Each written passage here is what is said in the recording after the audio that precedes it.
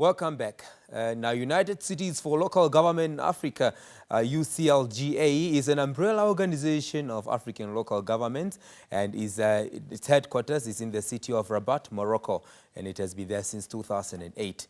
The organization represents 44 national associations of local authority, local governments from all regions of Africa, and more than 2,000 cities that have now over 100,000 inhabitants. UCLGA are having its Southern Africa Regional Strategic Meeting that is starting in Swakopmund today. Now, joining me on the other end of the line is Jean-Pierre Elong Mbassi, who is the Secretary General of UCLG Africa.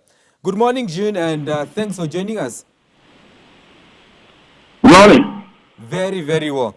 Welcome to Good Morning, Namibia. Thank you. Okay, good. Now, we understand that you are having your strategic meeting that is starting anytime from now in Swakopmund. And we understand that you'll be assessing the state of decentralization in Africa and strengthening cooperation among subnational governments in Africa. Please talk to us about this objective. Well, you know that a way for African countries to improve on their governance is to transfer power to the local government. And this process has been ongoing for over 10 years now, and in various of the country, including Southern Africa. And this meeting is about assessing what is happening in this region pertaining to the implementation of the decentralization policies and the empowerment of local government to deliver on their mandate. Okay. Now, Jean-Pierre, talk to us about the importance of the African Charter on our values of decentralization as it relates to local governance and local development. Well, you know that following the adoption of this charter by the head of state and government of the African Union in June 2015, in the city of Malabo, Equatorial, it was decided that the charter should be signed, ratified, and the instrument deposited to the African Union Commission by 15 countries for it to become an instrument of the African Union. So far, we have 14 countries that have signed this charter, and only 3 have ratified it and deposited the instrument at the African Union Commission. Fortunately, Namibia is among the 3, but only Namibia in Southern Africa has signed and ratified this charter. The other 9 countries have not signed it, nor ratified. So we are very concerned about this situation because we hardly understand why a charter that was adopted by the head of state is after 4 years still not ratified by the different countries, while the head of state have already approved it. This is why we raise this concern here in Southern Africa to encourage other countries to do what Namibia has done. Now, Jean-Pierre, it's only 3 countries that have ratified. What is the support that you are going to be giving to other African countries in the process of ratification of this South African this charter? Because we understand that it needs 15 ratifications for it to enter into force. Is that correct? Yes.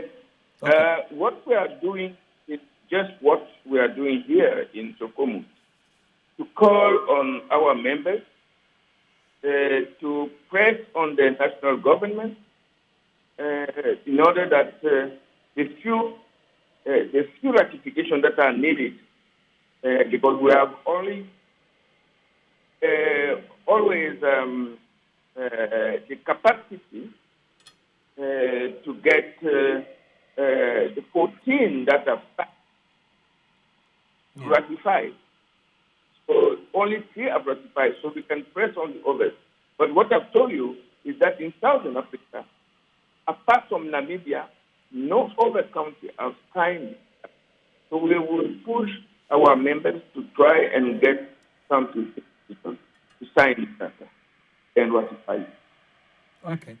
Now we understand in the era of SDGs that 65 targets of the targets in the SDGs are actually at local level, at the grassroots level. How effective, or how can local authorities be effective and efficient in the issue of localizing SDGs? Well, first of all, I don't like this term of localizing, because if you say 55% of the SDGs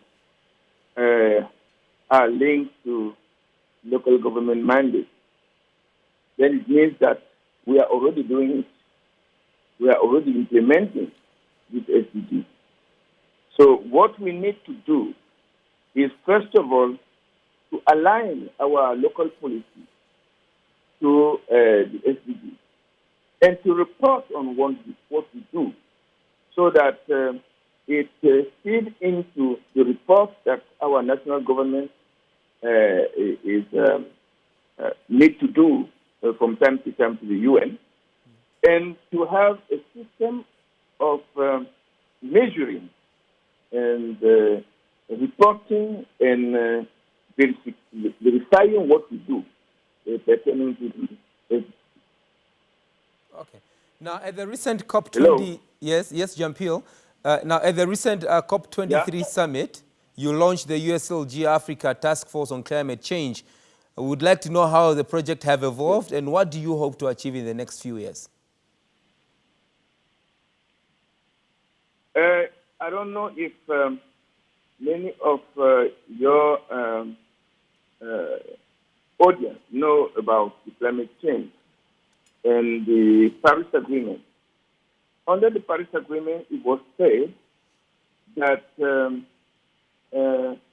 every country will submit nationally determined contributions to mitigate global warming and to adapt to climate change. Of course, this will happen mainly on in cities and territories. And we were asked to sensitize our members to get a better sense of what they need to do to contribute to this NDC. Yeah. So we also know that the Paris Agreement provided for the creation of a green climate fund that will allocate $100 billion per year to help developing countries to address climate change, mitigation, and adaptation. Okay. What happened before is that we had such an arrangement under the Kyoto Protocol, what we call the Clean Development Mechanism. And what we realized following the implementation of this mechanism is that only 2% of the money that was allocated reached Africa, and less than 0.1% reached African local government. Mm-hmm. So our members asked us to try and get the African local government prepared to submit eligible requests to the Green Climate Fund. That is why we set up a task force to that effect. And this task force will implement a huge capacity building program and technical assistance to our members so that come the year 2020, when the Green Climate Fund will be in operation, we will have enough requests that our members will be able to this Green Climate Fund. And this is the reason why we set up this task force. All right, Jean-Pierre. Now, African cities are dealing with the hectic problem that is of urbanization. What should be the strategic approach for cities and for planning of these cities on our continent? Jean-Pierre? You know that the issue of planning is a hectic one. You are fortunate in Namibia to have cities that are more or less planned. In many other African countries, we lost sight of planning, and cities are growing by addition of neighborhoods that most of it are unplanned. And we have more than 50% of city dwellers living in slums or informal settings. So we need to seriously consider the way we manage urbanization on this continent. And we think it is very important to stick on the recommendation of the new urban agenda to put back planning among the requirements of any urban policy. Okay. And this is what we are going to discuss during our meetings here, how to do that, and how are we going to address the other side of this planning, which is retrofitting, which is upgrading slum areas and getting people involved in that.